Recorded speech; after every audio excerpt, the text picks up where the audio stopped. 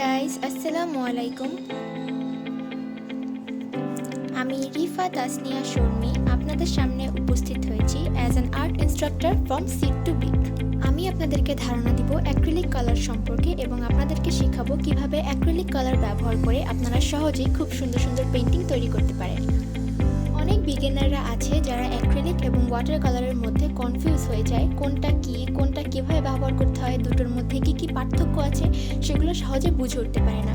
আমি আপনাদেরকে দেখাবো ওয়াটার কালার এবং অ্যাক্রিলিক কালারের মধ্যে কি পার্থক্য রয়েছে। এটা হচ্ছে অ্যাক্রিলিক কালার এবং এটা হচ্ছে ওয়াটার কালার।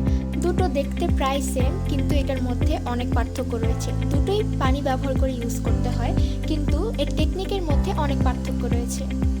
অ্যাক্রিলিক কালার সাধারণত খুবই ফাস্ট ড্রাইং কালার। এটা একবার শুকিয়ে গেলে সেটা পরবর্তীতে আর ব্যবহার করা যায় না, পরবর্তীতে এটি প্লাস্টিকের মতো হয়ে যায়। এখানে এটি হচ্ছে অ্যাক্রিলিক কালার এবং এটি হচ্ছে ওয়াটার কালার।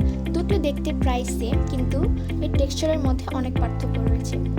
অ্যাক্রিলিক কালার পানি ইউজ করে ব্যবহার করতে হয়, কিন্তু এখানে বেশি পানি ইউজ করা যাবে না। জাস্ট হালকা একটু ব্রাশটাকে ভিজিয়ে নেওয়ার জন্য যতটুকু দরকার ততটুকুই এনাফ।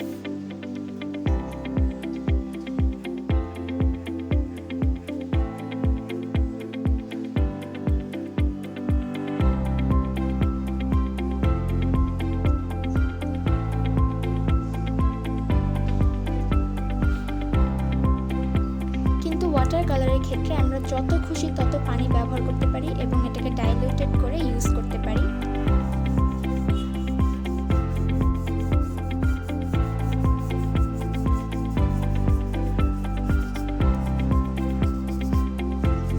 ওয়াটার কালার সাধারণত একটি ম্যাট ফিনিশ দেয়, কিন্তু অ্যাক্রিলিক কালার ব্যবহারের পর সেটি একটি গ্লসি ফিনিশ দেয়। অ্যাক্রিলিক ইউজের সময় বেশি পানি ইউজ করা যাবে না, বেশি পানি ইউজ করে এটার টেক্সচার ভালো আসবে না।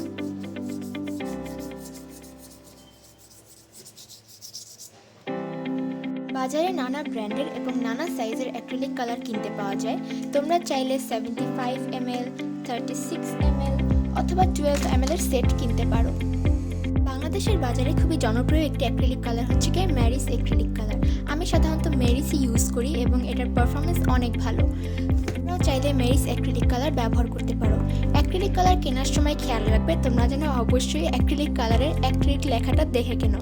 আমি অনেকজনকেই দেখেছি অ্যাক্রিলিক কেনার নামে ফ্যাব্রিক কালার উঠিয়ে নিয়ে আসে, কিন্তু তোমরা এরকম ভুল করবে না, অবশ্যই দেখে কিনবে যে সেটা অ্যাক্রিলিক কালার নাকি ফ্যাব্রিক কালার।